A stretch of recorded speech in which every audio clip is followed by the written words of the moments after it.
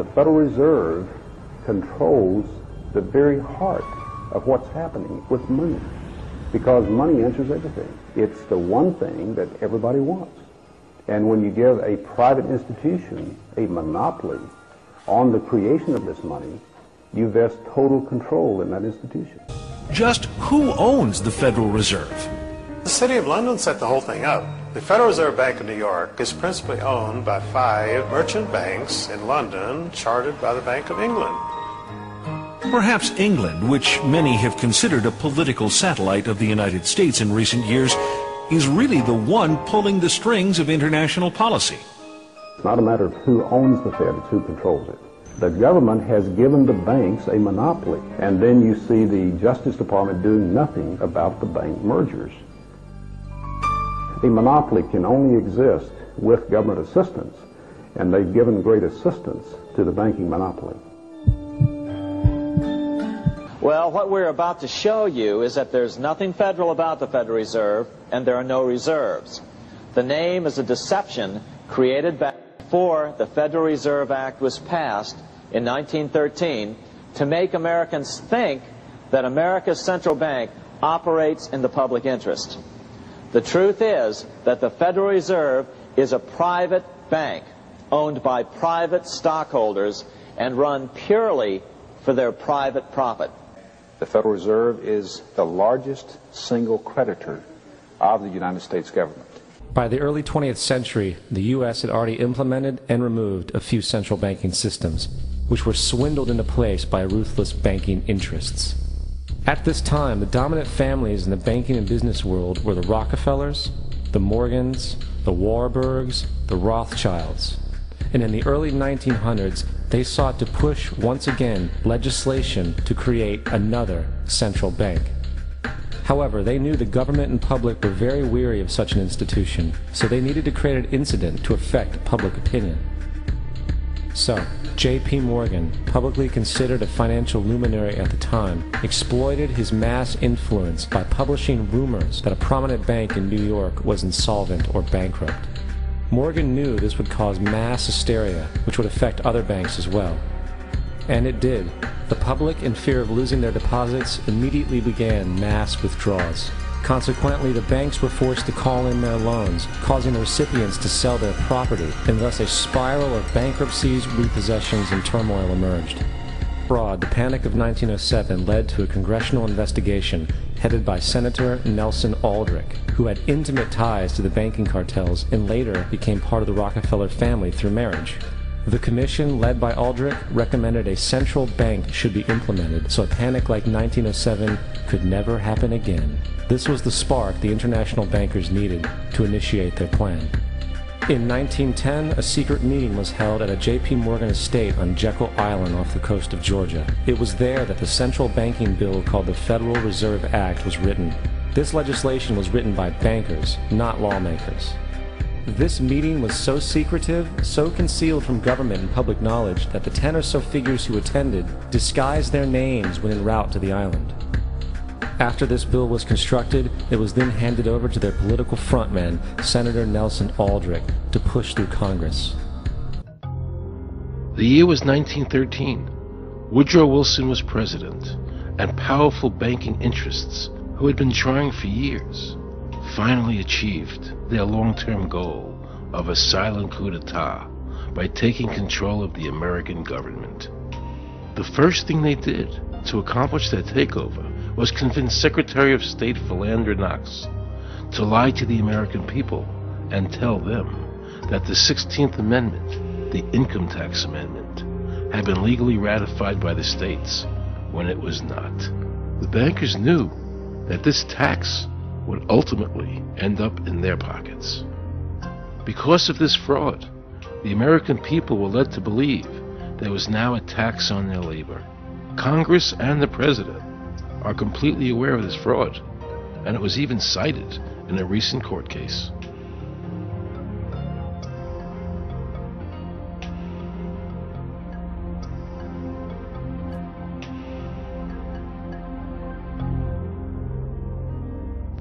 That very same year, the bankers committed their second and by far the most diabolical fraud ever perpetrated on the American people by bribing senators to pass the Federal Reserve Act without the required constitutional amendment. All in favor, say aye. They did this during Christmas vacation, when many senators were home celebrating the holidays with their families. And that's how the unconstitutional Federal Reserve Act came into being. They were very clever, and they understood that whoever issued the money for America would control the government. The bankers won, and the American people lost, because most politicians will sell their soul for $1. And now the Federal Reserve could issue dollars legally. As Mayor Rothschild said, "Give me control of a nation's money supply, and I care not who makes its laws." He knew that he and the other bankers would now control the laws of the nation. Government gave these bankers one of its most important powers, and now had to borrow money from them and pay interest to finance the government.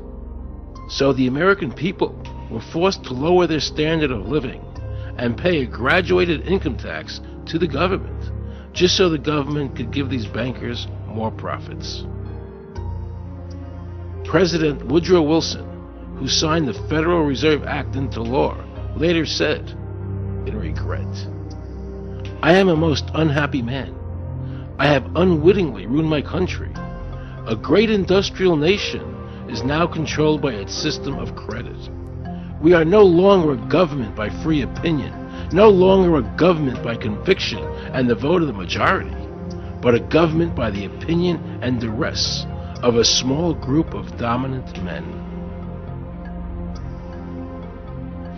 The Federal Reserve was created by Congress in 1913, and it was entrusted with the power granted originally to the Congress by the U.S. Constitution to coin money and regulate the value thereof.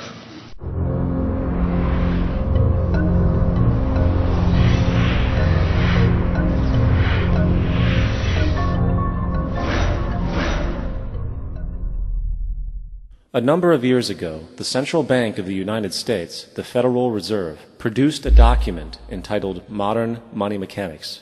This publication detailed the institutionalized practice of money creation as utilized by the Federal Reserve and the web of global commercial banks it supports. On the opening page, the document states its objective. The purpose of this booklet is to describe the basic process of money creation in a fractional reserve banking system. It then proceeds to describe this fractional reserve process through various banking terminology, a translation of which goes something like this. The United States government decides it needs some money, so it calls up the Federal Reserve and requests, say, $10 billion. The Fed replies saying, "Sure, we'll buy $10 billion in government bonds from you." So the government takes some pieces of paper, paints some official-looking designs on them, and calls them treasury bonds. Then it puts a value on these bonds to the sum of $10 billion and sends them over to the Fed. In turn, the people at the Fed draw up a bunch of impressive pieces of paper themselves, only this time calling them Federal Reserve notes, also designating a value of $10 billion to the set. The Fed then takes these notes and trades them for the bonds. Once this exchange is complete, the government then takes the $10 billion in Federal Reserve notes and deposits it into a bank account. And upon this deposit, the paper notes officially become legal tender money, adding $10 billion to the U.S. money supply. And there it is. $10 billion in new money has been created. Of course, this example is a generalization, for, in reality, this transaction would occur electronically, with no paper used at all. In fact, only 3% of the U.S. money supply exists in physical currency. The other 97% essentially exists in computers alone. Now, government bonds are, by design, instruments of debt. And when the Fed purchases these bonds, with money it essentially created out of thin air, the government is actually promising to pay back that money to the Fed. In other words, the money was created out of debt. This mind-numbing paradox of how money or value can be created out of debt or a liability will become more clear as we further this exercise. So the exchange has been made, and now $10 billion sits in a commercial bank account. Here's where it gets really interesting. For as based on the fractional reserve practice, that $10 billion deposit instantly becomes part of the bank's reserves, just as all deposits do. And regarding reserve requirements, as stated in modern money mechanics, a bank must maintain legally required reserves equal to a prescribed percentage of its deposits. It then quantifies this by stating, under current regulations, the reserve requirement against most transaction accounts is 10%. This means that with a $10 billion deposit, 10%, or $1 billion, is held as the required reserve, while the other $9 billion is considered an excessive reserve and can be used as the basis for new loans.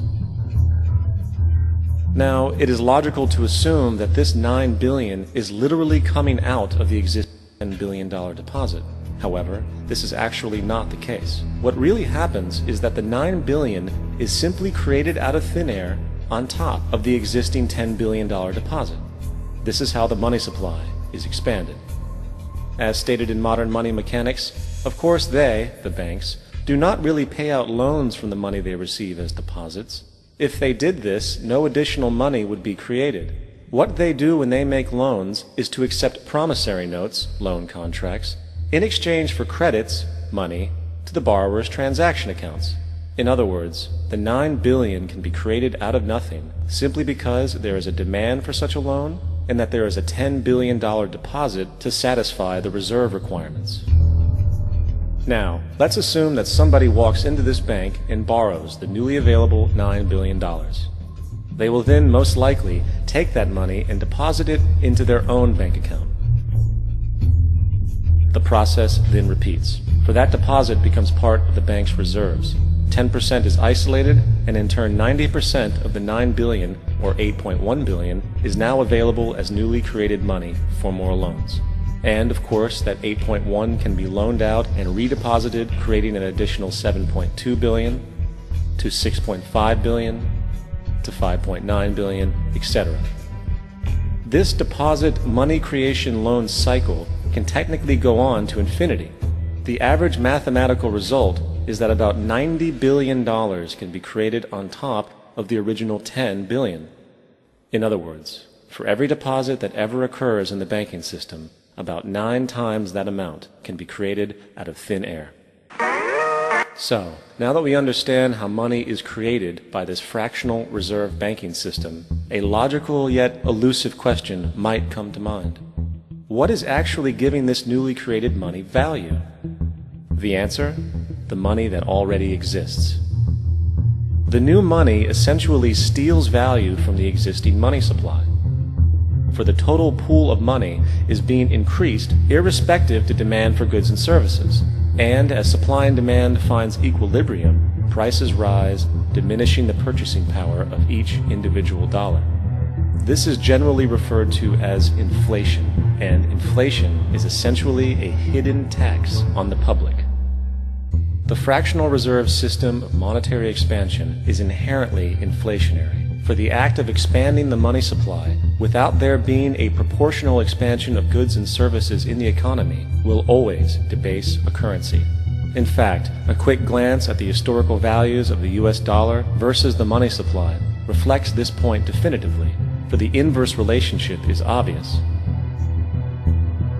$1 in 1913 required $21.60 in 2007 to match value. That is a 96% devaluation since the Federal Reserve came into existence.